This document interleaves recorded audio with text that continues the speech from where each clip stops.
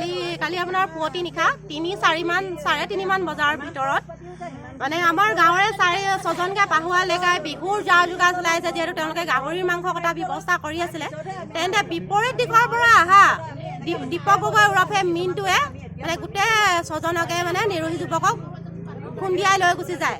তাৰে 2জন মৃত্যু হয়, অমিত গগৈ আৰু অভিজিত ফুকন।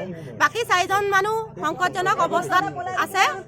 এতিয়ালৈকে বৰ্তমানলৈকে পুলিচে মিণ্টু গগৈক গ্ৰেপ্তাৰ কৰিব পৰা নাই। যেতিয়ালৈকে মিণ্টু গগৈক আৰক্ষীয়ে গ্ৰেপ্তাৰ নকৰে তেতিয়ালৈকে আমি অমিত গগৈ আৰু অভিজিত ফুকনৰ ডেড বডি চমজি নলওঁ।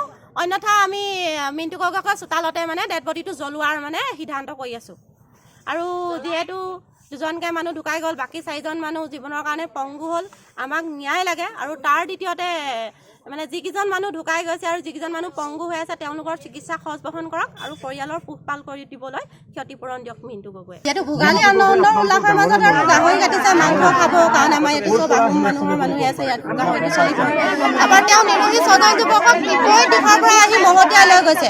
অমিত গগৈ মোৰ নিজৰ দেউৰা, তেওঁলোক আৰ্থিকভাৱে একেবাৰে দুৰ্বল। তেওঁৰ পত্নী মৃগীৰ বেমাৰী আছে, তেওঁ অলপ অসুখীয়া। গতিকে অভিজিত ফুকনক তেওঁ মেডিকেললৈ নিয়ে নিজৰ দায়িত্ব সামৰি মিণ্টু গগৈ মানে আপোনাৰ মেডিকেলৰ পৰা পলাতক কৰিছে। আৰক্ষীয়ে আমাক মিণ্টু গগৈক ধৰি আনি দিব লাগে, অন্যথা আমি মানে অভিজিত ফুকন আৰু আপোনাৰ অমিত গগৈ ডেড বডি চমজি নলওঁ। নহ'লে আমি মানে কি ৰাইজে তেওঁলোকৰ চোতালত মানে ডেড বডিটো জ্বলাম বুলি ভাবি আছোঁ। গাড়ীখন দ্ৰুতবেগতে আহিছে কাৰণ কেলে 1-2জনকে নহয় 6জনকে মানুহ মহতিয়াই আপোনাৰ গছত মাৰিছে, ৱালত খুন্দিয়াই দিছে। তেওঁ সম্পূৰ্ণ দ্ৰুতবেগতে আহিছে আৰু তেওঁহে অভদ্ৰামীটো বেছি, কাৰণ মানুহকেইজনক মাৰি তেওঁ অকণমানো অনুশোচনা কৰা নাই, অনুতপ্ত হোৱা নাই।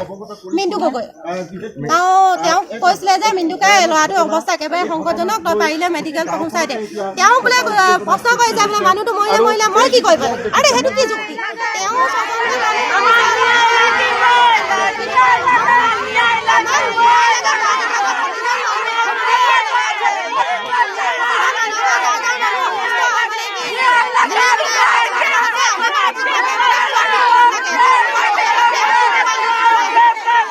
ইতিমধ্যে আমি গোটেই পৰিৱেশটো দেখাইছোঁ। ইতিমধ্যে স্থানীয় ৰাইজে তেওঁলোকে একেটা সাব্যস্ত কৰিছে যে ন্যায় লাগে। ইতিমধ্যে মিণ্টু গগৈ আটক কৰিব পাৰিব। ইতিমধ্যে